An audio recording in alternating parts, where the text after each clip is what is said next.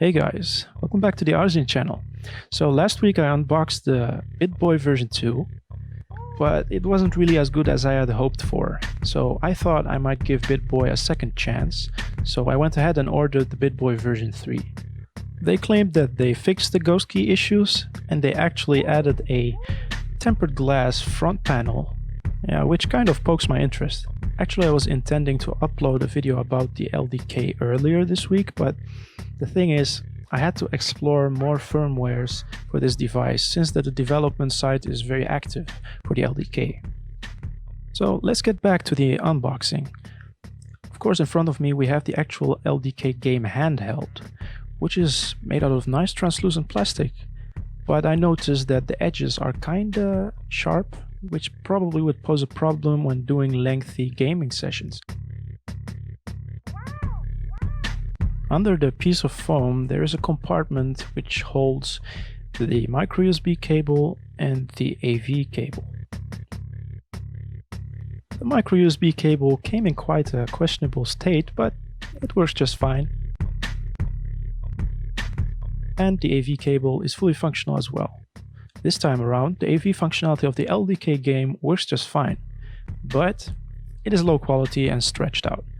Removing the lid of the battery compartment, we can see that it uses a Nokia battery.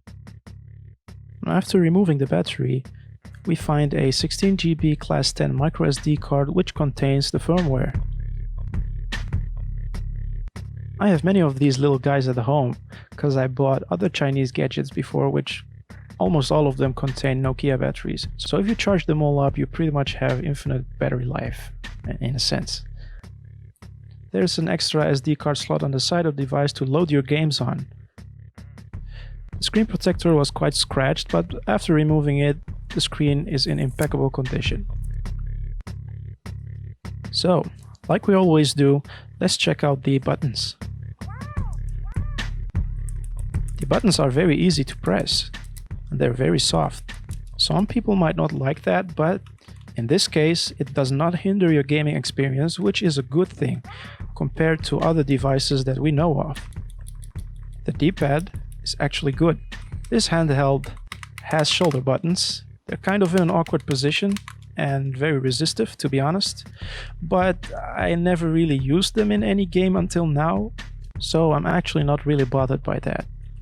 To the side of the device we have the reset button, and above it we have the brightness control button. What I really like about the LDK is that it has a volume wheel, which makes controlling the volume a lot easier.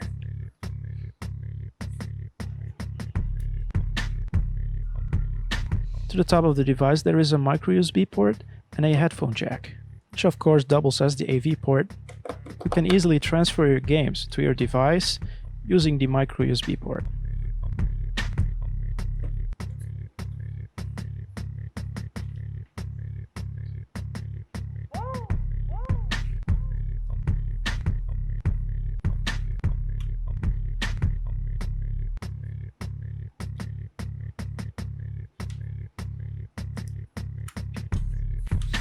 Now, let's take a look at the screen quality. It's a lot brighter than the Bittboy, but the viewing angles are inferior compared to the Bittboy. That doesn't mean that it's bad, by any means. You can control the brightness using the button on the side of the device.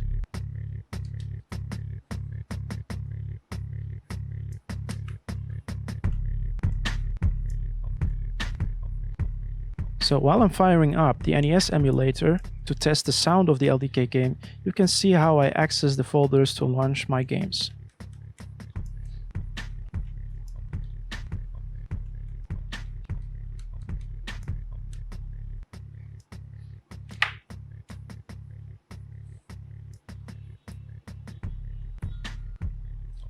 So I'm going to turn up the volume. Let me tell you now that it's very loud and crisp.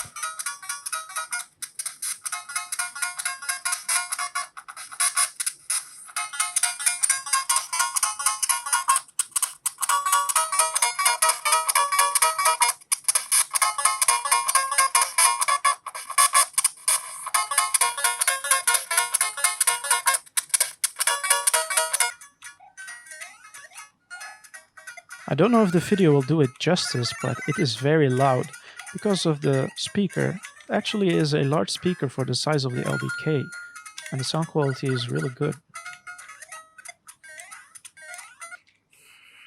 The firmware of the LDK game is very similar to the Bittboy's firmware. It has a couple of apps and some ported games beside the emulators, and the settings as well seem very similar.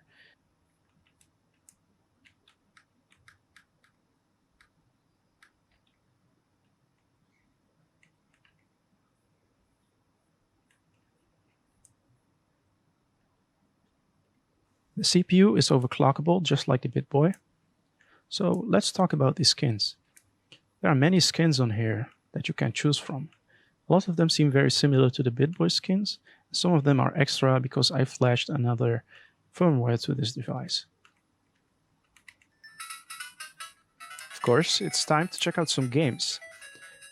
Throughout the footage, I'll add some bullet points that highlight certain features of those emulators and whether they have any bugs or not.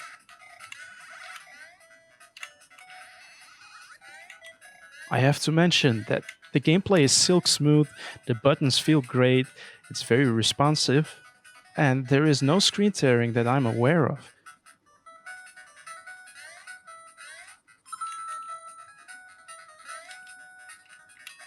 The gameplay is silk smooth, and there is no screen tearing that I'm aware of.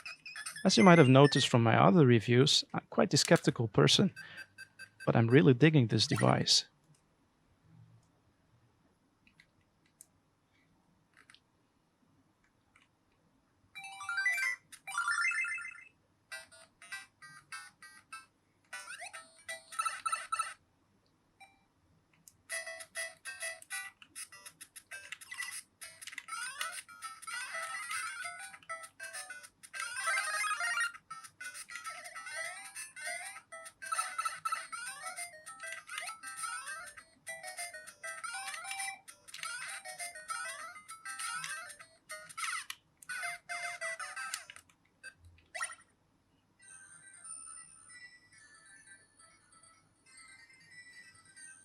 I really had a rough time getting the Neo Geo emulator to work.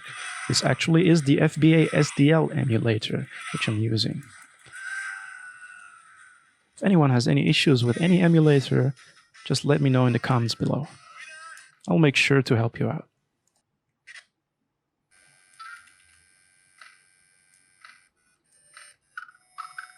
To be honest, one of the shining features of this device is its sound quality. The speaker really packs a punch and is very crisp and clear.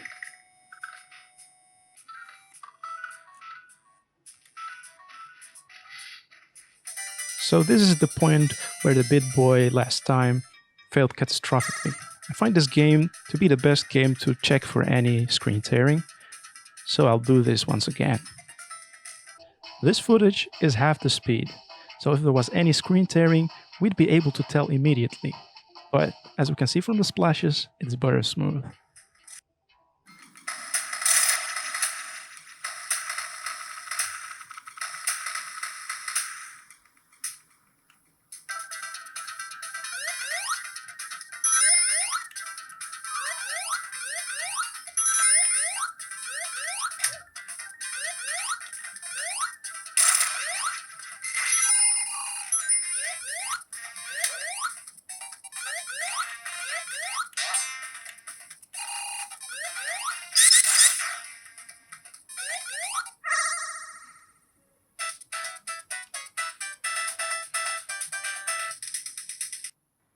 This is another nice way to check for any screen tearing. Tell me what you think in the comments below. Let your opinion be heard.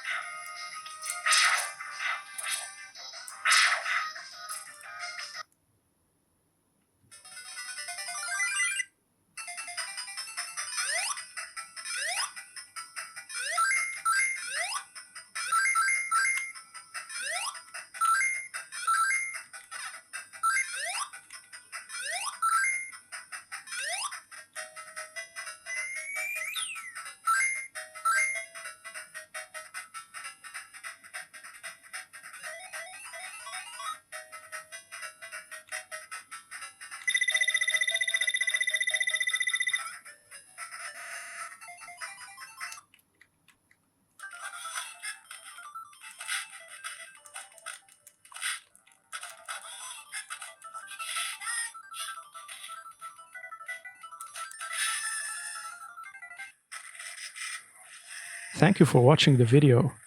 Once again, do not forget to leave any comments in the comment section below.